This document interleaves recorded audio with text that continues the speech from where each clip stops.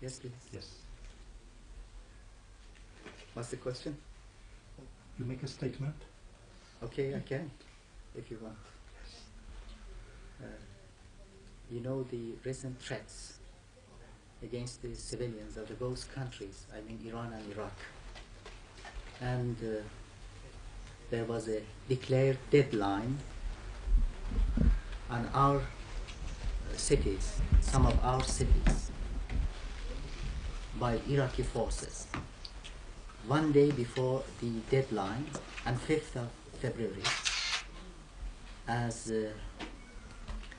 the chairman of the National Council of Resistance and the representative of People's Moudjahadeenes of Iran, I requested from the President of Iraq through Mr. Aziz,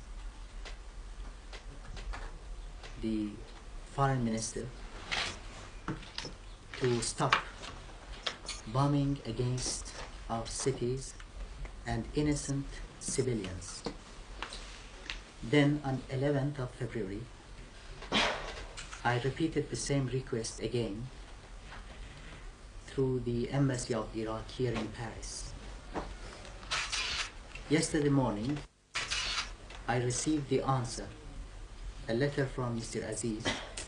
He said the President of Iraq accepted to cut all sorts of bombing on Iranian cities and civilians for 1 week. So now we have a deadline of 1 week. I've sent different cables today for the Secretary General of the United Nations, for the non-aligned conference, for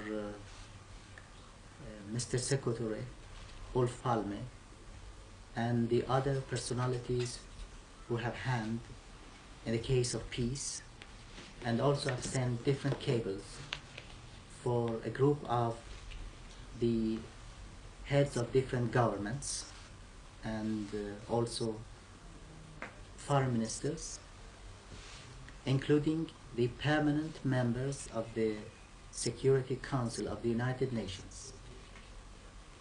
And now we have a solution for this war in our hand. At the moment, all the people of Iran and Iraq know that. First of all, cutting the bombardment of cities and civilians is completely possible if Khomeini accepts. Then also I can show you the written letter of Iraqi government we have received about the peace plan of National Council of Resistance, that they have accepted it as a proper basis for the beginning of the peace talks. But Khomeini, who's interested in the continuation of the war, is not ready to accept the peace. Also in last May, Iraq government proposed to have a limited treaty for stopping all sorts of attacks against civilians of the both countries. On 26th of May, also the government of Khomeini refused that proposal. At the moment, millions of people in both countries are under danger. And as I said, we have 1 week to do our best to see if the provisional cut can change to a permanent cut.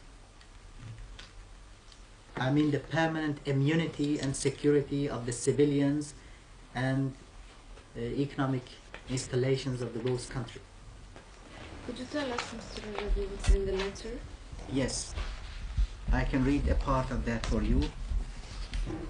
He says, it's your position on the war? It's your proposal to the Iraqis on the war? yes, I have written here to Mr. Aziz, while bearing in mind the emphasis that the joint communique of 9th January 1983 placed on the immunity and security of civilians in both countries and condemnation of any form of attack on towns, villages and defenseless populations, regardless of the party that commits them, I express my profound concern at any type of threat that has been made public with regard to the bombing of different towns and cities in my country. It's evident that the human and material losses such threats may ensure, with utmost regret, expose our innocent compatriots who have suffered enough as a result of Khomeini's policies of war and repression to still even greater miseries and double pressure.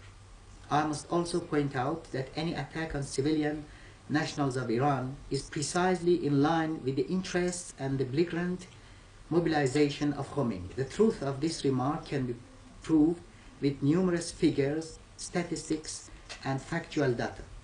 Then finally, through you, I hereby personally ask the President and the leadership of your country to consider ways of proving the goodwill of your government towards peace in the eyes of Iranian and the people of the world, and in any case to respect the observe the immunity of civilian nationals, namely our innocent Iranian compatriots. And then I've received this answer. Iraqi towns and villages and economic installations was since the bombing of the beginning of the war and still is the victim of the continuous attacks from the Khomeini regime. And then Iraq appreciate the conceptions that you consider yourself about civilians.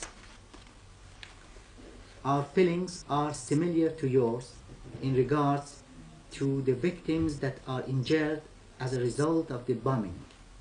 Iraq is highly concerned to confirm to the Iranian people and to the leader of their legitimate resistance, who believes in peace and good neighborly relations, its truthful desire to reach a just and honorable peaceful settlement to the conflict and to establish and deepen good neighborly relationship with Iran.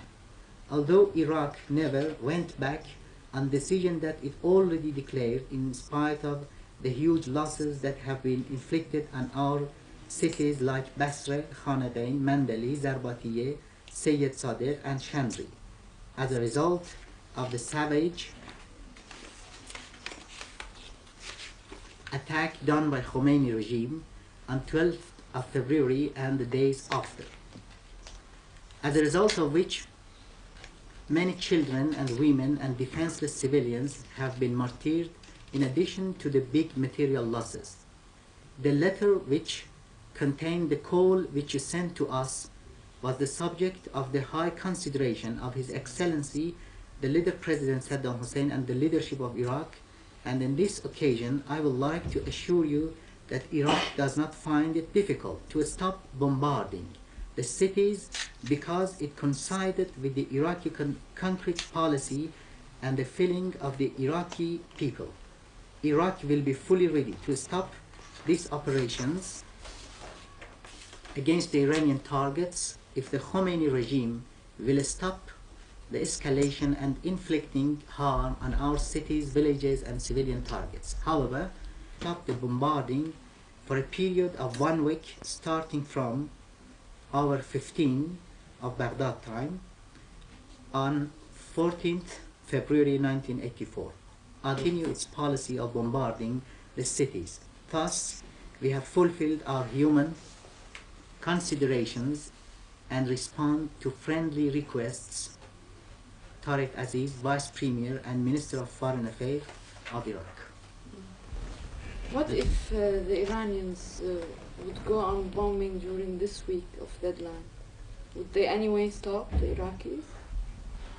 As far as I am concerned, I've said always, I wish they stop it forever, because as I've written to Mr. Aziz, any attacks on Iran civilians is good for Khomeini.